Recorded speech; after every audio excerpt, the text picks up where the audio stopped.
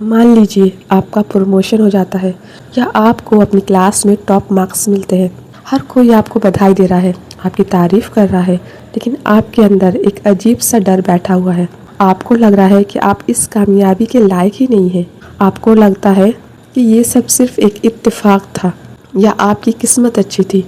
और सबसे बड़ा डर ये है कि किसी न किसी दिन सबको पता चल जाएगा कि आप अंदर से खोखले हैं, आप एक ढोंग कर रहे हैं। अगर आपने कभी ऐसा महसूस किया है तो आप अकेले नहीं हैं। साइकोलॉजी में इसे इम्पोस्टर सिंड्रोम कहते हैं।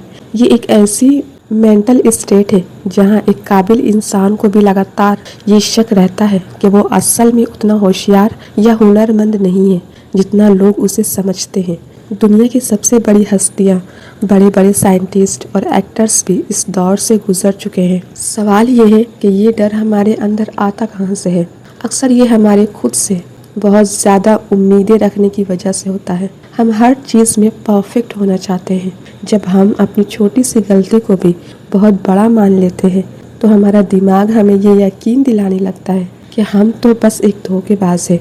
हम अपनी मेहनत और काबिलियत को भूलकर सारा क्रेडिट किस्मत या दूसरों की मदद को दे देते हैं। तो फिर इस अंदरूनी चोट से, इस इम्पोस्टर सिंड्रोम से कैसे लड़ें? सबसे पहला कदम है अपने इस डर को पहचानना। जब भी आपके अंदर से ये आवाज़ आए कि तुम इसके लायक नहीं हो, तो रुकिए और खुद से पूछिए कि क्या इसके पास कोई पक्का सबूत है।